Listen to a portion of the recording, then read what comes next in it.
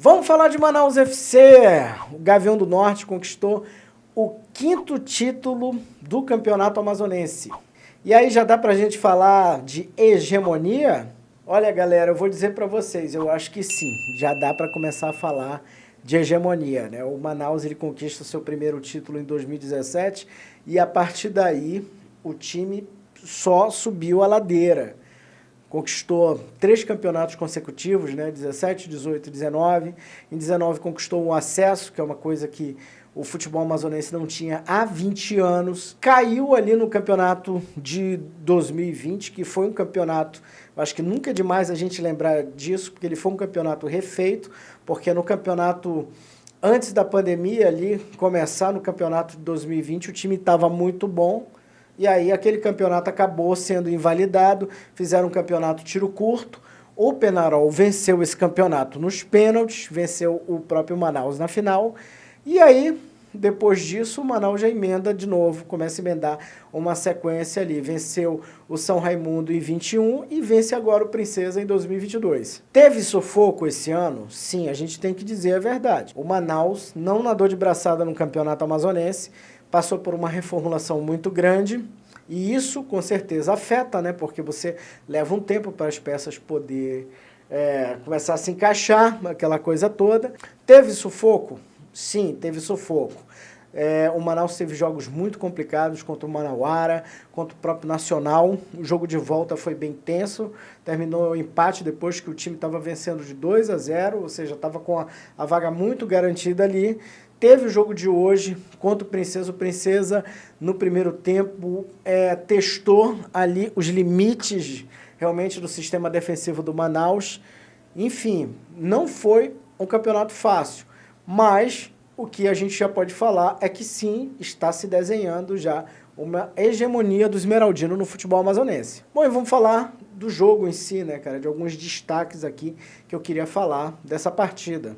E um dos destaques, com certeza, foi o goleiro Reinaldo, cara, que foi brilhante em algumas defesas ali, situações muito complicadas, e ele segurou a barra, né? O Reinaldo, que acabou substituindo o Pedro, que vinha sendo titular durante o Campeonato Amazonense, mas assim apresentou um certo nervosismo naquele jogo com o São Paulo, depois no início do mata-mata também, então acabou ali cedendo lugar para o Reinaldo, que deve perder também a posição para o Matheus Inácio. Matheus Inácio, que foi goleiro que chegou para a Série C do ano passado, e o Matheus Inácio encaixou muito bem. Quem se lembra aí na última temporada, terminou a temporada como goleiro titular do Gavião do Norte e deve ser ele reconduzido aí para o posto de goleiro titular. Mas o Reinaldo, com certeza, ganhou algumas estrelinhas ali com o chefe, com o Evaristo Pisa, e quando precisou dele, realmente o cara segurou a onda. E hoje, no jogo contra o Princesa dos Solimões, ele realmente fez a sua parte muito bem feita. Claudinho, capitão Claudinho, zagueiro, monstro na decisão.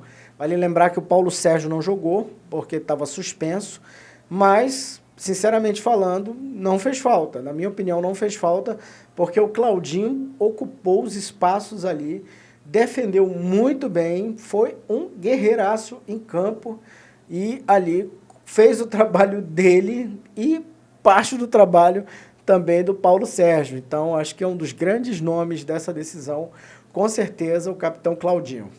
Felipe Baiano também teve uma atuação muito bacana nessa reta final. Ele chega ali já sem concorrência no meio campo, devido a tantos problemas de lesão que o Evaristo Pisa enfrentou com seu elenco. E ali o Felipe Baiano, que foi um cara que, para quem não lembra, ele estava no elenco de 2020, ali da Série C, mas acabou que não foi aproveitado, não tinha espaço na equipe e acabou ficando ali de lado e acabou saindo do clube naquele ano. E ele volta e encaixa muito bem e foi muito útil nessa reta final de campeonato amazonense. A gente tem que dizer, realmente aí eu acho que também ganhou algumas estrelinhas ali com o comandante Pisa. Palmares, né? O Palmares fez o primeiro gol do campeonato amazonense, quase fez o último, né? Fez o penúltimo gol, mas foi um golaço. A gente tem que dizer que foi um golaço que o cara fez e que gol oportuno, né? Apesar do Manaus ter tomado um gol logo na sequência, mas ali serviu para, pelo menos momentaneamente, dar aquele alívio para a torcida do Gavião do Norte, né? E o Heine acabou resolvendo o problema também, deixando o seu gol.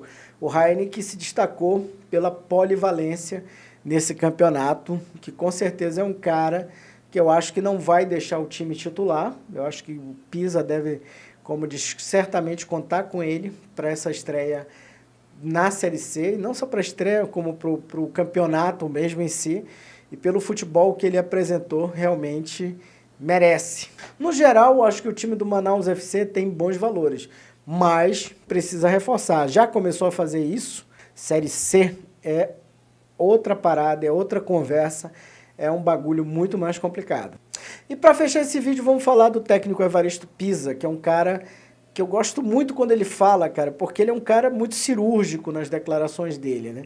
E ao fim do jogo ali, entrevista para a TV A Crítica, né? Ele comemora, evidentemente, o título, mas ele vai dando as deixas ali de como é que seria a vida dele se de repente o Manaus tivesse perdido o título para o Princesa, né? As desconfianças, o que a imprensa ia falar realmente, ia começar a desconfiar muito realmente do potencial dessa equipe na Série C. Ele fala um pouco, em outras palavras, sobre essa questão. E é um cara muito sábio, né? Porque era isso, assim, o Pisa, que ia acontecer. O campeonato amazonense, ele serve momentaneamente para, tipo, dar esse alento para fazer com que você comece a temporada na Série C ali de uma forma ali com mais crédito na praça, eu acho que a gente pode dizer assim. Então você começa uma Série C com mais crédito, só que a gente sabe também o seguinte, que a Série C é bronca e bronca alta, e já começa com uma bronca muito grande, que é o Manaus tendo que enfrentar o time do Brasil de Pelotas já na próxima semana. Então, a gente sabe que essa aparente paz pode durar pouco, evidentemente, se a equipe de repente começar a tropeçar na Série C. Mas eu acho que o Pisa está assim de parabéns, que assim muita gente coloca, não, o Manaus tinha que ganhar, porque o Manaus é o time da Série C, o time que tem mais recursos, aquela coisa toda, mas algumas pessoas talvez não tenham atentado para a quantidade de problemas que o treinador teve com relação a lesões, né, com relação a perder jogadores ali por conta de problemas físicos. E esse tipo de análise, quando perde, pouca gente vem aqui para dizer assim, olha, o Pisa não pôde contar com os jogadores que ele queria, estava com o banco reduzido. Não, as pessoas colocariam na conta do cara e diriam assim, olha, não foi bem, tinha que ganhar, não ganhou. Então, assim, o futebol, a gente tem que olhar para esses detalhes, para essas miudezas que, no fim das contas, fazem toda a diferença. Então, o Manaus chegou à reta final com um elenco bem reduzido, mas eu acho que a polivalência dos jogadores acabou ali fazendo a diferença na reta final. E isso é uma coisa que me salta aos olhos aqui, essa polivalência, né?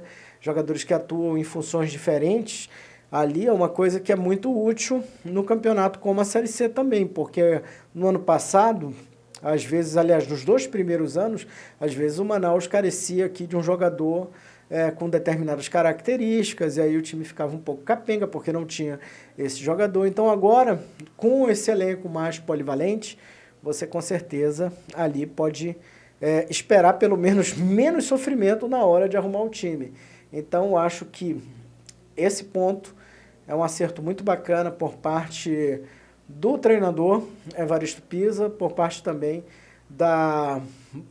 do cast ali que ajudou a montar o elenco. E vamos aguardar, né, para ver o que vem mais aí essa semana em termos de reforços. E, lógico, né, vamos ficar na torcida para que o Manaus possa fazer uma belíssima Série C, porque foi muito difícil chegar nessa divisão e, com certeza, ninguém quer voltar para D, né?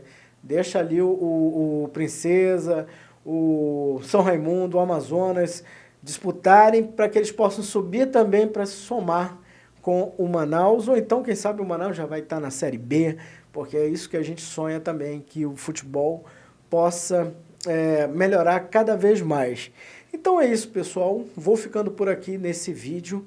Mais uma vez, parabéns à torcida do Manaus, aos jogadores do Manaus, à diretoria do Manaus, sua comissão técnica, que realmente, quando você faz 6 finais e ganha 5 campeonatos, não tem muito o que dizer não. Pelo menos assim, em nível local, é aquela piada, né? Se busca um rival.